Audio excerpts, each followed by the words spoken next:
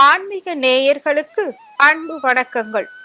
இன்று நாம் பார்க்கவிருப்பது அரியலூர் மாவட்டத்தில் உள்ள கள்ளங்குறிச்சி அருள்மிகு கலியுக வரதராஜ பெருமாள் கோவில். அரியலூர் அருகே உள்ள கள்ளங்குறிச்சி அருள்மிகு கலியுக வரதராஜ பெருமாள் கோவில் மிகவும் பிரசித்தி பெற்ற தலமாகும்.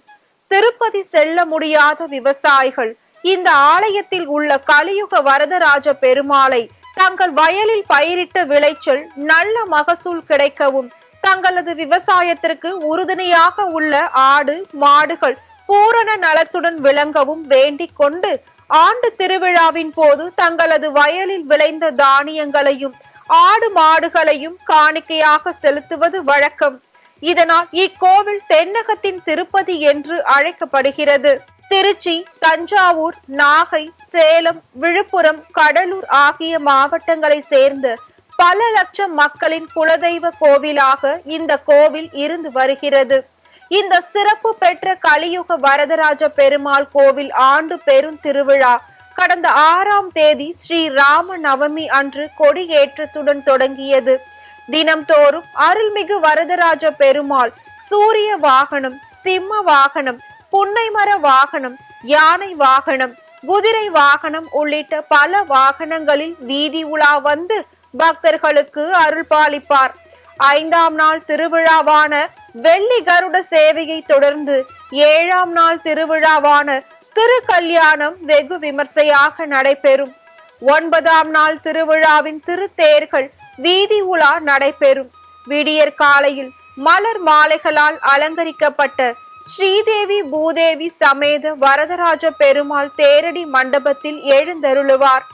பட்டாச்சாரியார்கள் வேத மந்திரங்கள் முழங்கி தேரோட்டத்தை தொடங்கி வைப்பார்கள். ஆதீன பரம்பரை தர்ம கர்த்தாக்கள் கமலா, ராஜேந்திரன், ராமதாஸ், வெங்கடாச்சலபதி ஆகியோர் தேரை வடம் பிடித்து இழுத்து தேரோட்டத்தை தொடங்கி வைப்பார்கள். முதல் தேரில் ஆஞ்சநேயர் வலம் வர, 2வது பெரிய தேரில் ஸ்ரீதேவி பூதேவி சமேத வரதராஜ பெருமாள் வீதி உலா வந்து பக்தர்களுக்கு அருள் பாலிப்பார். ஆயிரக்கணக்கான பக்தர்கள் கலந்து கொண்டு கோவிந்தா என்ற நாம கோஷத்துடன் திரு தேர்களை வடம் பிடித்து இழுப்பார்கள். 4 ராஜா வீதிகளின் வழியே திரு தேர்கள் அசைந்தாடி வலம் வர வரதராஜ பெருமாள் பக்தர்களுக்கு அருள் பாலிப்பார். இதில் பல்லாயிரக்கணக்கான பக்தர்கள் தங்களது வேண்டுகோளை நிறைவேற்றும் வகையில் வயலில் விளைந்த தானியங்களையும் ஆடு மாடுகளையும் பெருமாளுக்கு காணிக்கையாக அளிப்பார்கள்.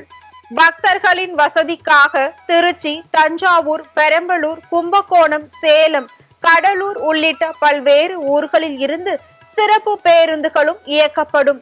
மாவட்ட காவல் கண்காணிப்பாளர் செல்வராஜ் தலைமையில் நூற்றுக்கணக்கான காவலர்கள் பாதுகாப்பு பணியில் இருப்பார்கள். விழாவில் இறுதி நிகழ்ச்சியான ஏகாந்த சேவை நாளை இரவு நடைபெறும்.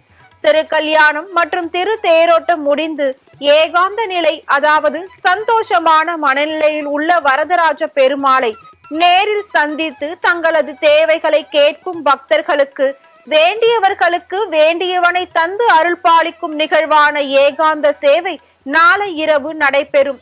இவ்விழாவில் பல்லாயிரக்கணக்கான பக்தர்கள் வருகை தருவார்கள் என்பதால் மாவட்ட நிர்வாகம் மற்றும் கோவில் நிர்வாகம் சார்பில் தண்ணீர் பந்தல், மருத்துவ வசதி உள்ளிட்ட சிறப்பான ஏற்பாடுகளும் செய்யப்படும். தினம்தோறும் ஆயிரக்கணக்கான பக்தர்கள் வந்து சுவாமியை தரிசனம் செய்வார்கள்.